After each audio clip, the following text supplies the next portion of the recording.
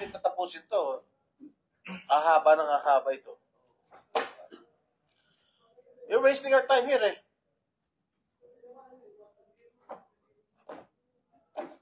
Magsasalita pa kayo eh.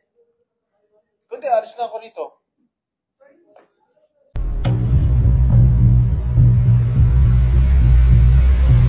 Nagtungo na sa DOJ ang magamang Nino at Sandro Mulak para formal na maghain ng reklamong rape through sexual assault laban sa dalawang independent contractors ng GMA7 na sina Jojo Nones at Richard Dode Cruz. Kasama ng mag-ama na pumunta sa DOJ ang kanilang abogado at mga tauhan ng National Bureau of Investigation, NBI, na tutulong para sa kanilang pagsasampa ng kaso. May kasama ring dalawang witness ang kampo ni Sandro na magpapatunay sa ginawa umanong pangahalay. Sa pagdinig sa Senado, sinabi ni Nino na nagkaroon ng trauma ang anak at kinakailangan pa nitong sumailalim sa psychological treatment. Bukod sa kasong rape, sinabi ng abogado ni Sandro na si Attorney Charina Raz na inampahan na rin nila ng multiple counts of acts of lasciviousness ang dalawang sinasabing independent. Yes po. What did he text you? I have my phone. Yeah, you read it. Okay po. Oh, Mr. Jojo Nones, ikaw una nag-text. Hindi naman po namin dininay na ako po ang unang nag-text. It's answerable by yes or no? Yes po, Your Honor. Alright. Oh, tuloy mo, Sandro. Nag-message po siya sa akin ng 3:59 AM. Sabi po niya sa akin, so you kanina didn't get to see me, sir. Hope to see you soon as po, Sir Jojo. Tapos nag-reply po siya sa akin, enjoy, still partying, sino kasama mo? Then nag-reply po ako. Sabi po niya, sabi ko po, kumakain na po right now, kasama ko po friends ko, sila Miss Nate and my Jadet po. Then sabi niya, be safe. Then sabi ko po, thank you po Sir Jojo, hope to work and see you soon po. Sabi niya, nabitin ako sa inom. Napasabi rin po ako na ako nga din po eh. Then nag-reply po siya sa akin na, yes soon, ikas kita, nagdidirect ako now. Wait, stop there. Do you have the power to cast, Mr. Nones? In GMA po, wala po, Your Honor. Bakit mo tinetext si Sandro that ika-casting mo siya? In a You general do not have any power to do so. In a general sense po, I'm talking about as nagdidirect po ako, pinayagan na rin po ako ng GMA. Yes, I ask nagdidirect ka. permission na But do you have the power? Halimbawa, Robin Padilla, kunin natin. May power ka bang ganun? Your Honor, pag outside po GMA, pag ako po ang magpo-produce, No, we're talking about GMA. sa GMA po wala, Your Honor. At Why did you text Mr. Mulak? ang context ko po doon in a general po sense, Your Honor, as a director that can do projects outside GMA to streaming. Kasi ngayon po, uso po na as directors or content creators, we really do projects everywhere po. We have streaming projects, we have ganun po. Also. Continue, Sandro. Yes po, Your Honor. Continue. Continue. Sabi niya, so after po nung yes, soon ikas kita, nagdidirect ako now. Sabi ko po, wow sir, looking forward to that po. Then sabi niya, oh, gusto mo pa ba? We have some alcohol here in the room. We can order some more. Then sabi ko po, saan po kayo sir? Sabi po niya, Belmont Hotel, katabi lang ng Marriott.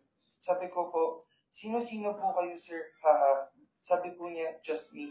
Tapos hindi na po ako nag-reply kasi ang awkward naman po kung kaming dalawa lang po sa kwarto. Kaya, so you were sensing something? Hindi ko naman po siya pinag-iisipan ng at that time. Nung nag-isa lang, nung sabi niya, I'm alone. Nagduda ka, ha? Nagdalawang isip ka. So, dahil hindi ka nag-text, tama?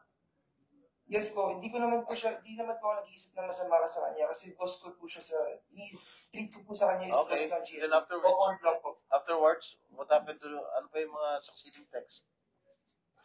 Then, after 37 minutes po, 4:37 AM, nag-message po siya sa akin ulit. Sabi po niya, haha, just kidding. Kasama ko, drama peeps. But we're wrapping up in a bit. Nung sinabi po niya sa akin na drama peeps daw po yung kasama niya, gusto ko lang po makasama yung buong drama team ng GMA. Siyempre, as an artista po, need ko makipr po sa nila, makisama po. Siyempre po, it's an opportunity for an artist like me to talk with them. Tapos, nag-reply po ako ng, andyan pa ba kayo, sir? Baka po pwede dumaan saglit. Kasi sabi niya po kasi, we're wrapping up in a bit. So sabi ko, okay, saglit lang ako din. Magpapakita lang po ako. Then I'll go na. Yun po. Tapos, after po nun, sabi ko, kakababa ko lang po sa room ng friends ko. Sure, may kasama ka? Sabi ko po, no po, ako lang. Tapos binigay po niya yung Belmont room number. Sabi niya po, Ops, Belmont 7008. Yun po. So when you entered the room, who did you see?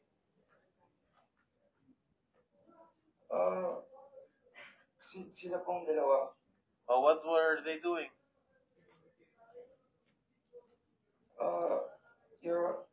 Mr. Chair, I cannot get into details po kasi hindi pa po natatanggap ng kapila yung Huh? reklamo po No, namin. no, no. Kasi, You tell us. We ought to know. so nakita ko po silang dalawa. Si Richard Cruz po, lasing na. Bali, ang nag-aasikaso po sa akin is si Sir Jojo. Ino-offeran po ako ng wine. Jojo Nones offered you to drink wine. Yes po. Richard Cruz, what was he doing at the time? Lasing po.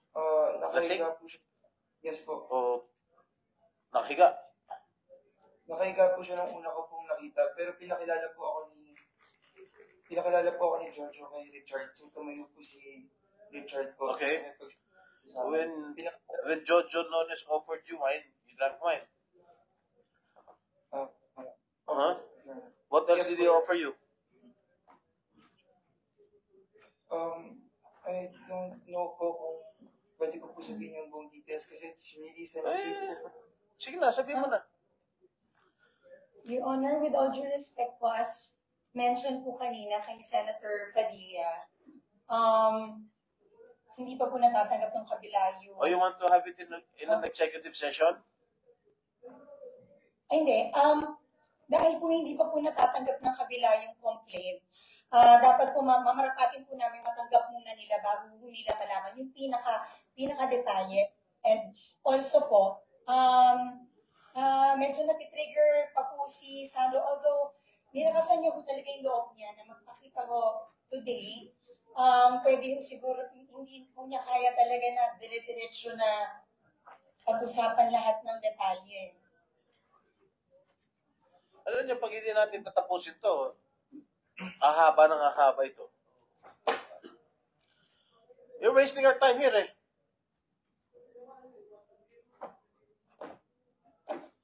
Magsasalita pa kayo, hindi?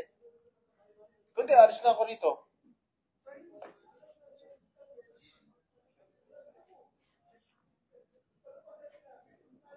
Magsasalita pa kayo, hindi? Gusto mo namin makatulong po sa Yes. Help this committee. You want to have an executive session or what? executive session with just you, Your Honors, and not with the other parties. We will have our own time and not in front Okay. of them. Okay, Your Honor. Sige, leave. Filed it sa House at sa Senate po, maayos na siya, and also ma-update na rin ulit because from 2014, 2017, and 2023 po. So marami na pong kailangan i-update. So yun po ginagawa po ng DOJ. Thank you po. Ma'am, napakahalaga po kasi dito. Tama po kayo, no? Kasi dito nakabase tayo eh. Ang batas natin dito nakabase. So makipag-coordinate po kami sa inyo. Sana, inshallah, hopefully, dito po sa ating panahon, mabago na po natin to, inshallah. Yes po. Thank you, sir. Maraming salamat po. Kung wala na pong magsasalita, pwede na po tayo sigurong mamahinay. Meron lang akong advice kasi maraming tumatawag sa atin na ang sinasabi, bakit daw natin parang pinag-iinitan ang Chelsea Devil? Hindi po nangyayari yun. No? Wala po kaming pinag-iinitan dito sa Senado. Opo, at katunayan, kanina pa po naririnig nyo naman yung si Senator Jinggoy na lagi niyang sinasabi na umaaksyon ang GMA7.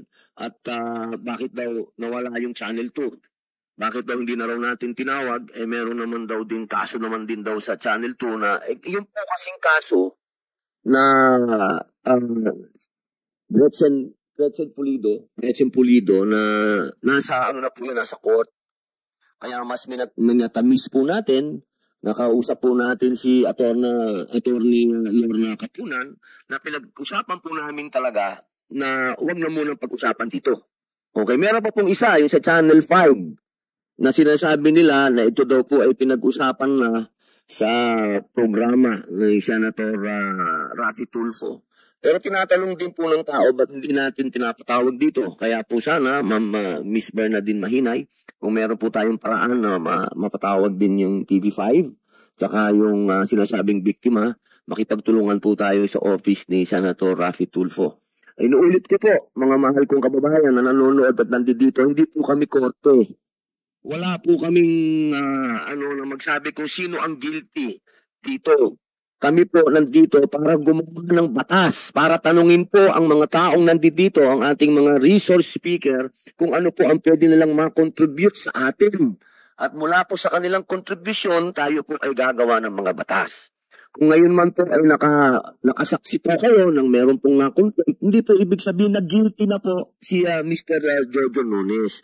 Nagkataon lang po na sa amin pong aid of legislation, meron po siyang ayaw sagutin.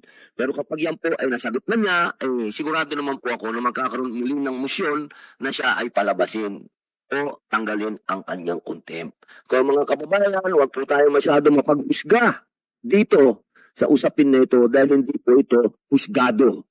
Ang mga nandito po ay tumutulong uli. Si Sir Nino Mulak, si Sir Sandro, ang NBI, si Attorney Topacio, si Gerald, si Mr. Jojo Nunes, si Mr. Richard Cruz, ang GMA, representative ng GMA and DOJ, wala po ditong nagsasabi na meron ng may kasalanan. Opo, ito po, lahat nito para makagawa po tayo ng batas. At katulad po ng sinabi ni Ma'am Nancy Luzano, meron na po tayo mga obsolete na mga codes at mga batas na kailangan na po nating ayusin. Yun lang po, maraming salamat po.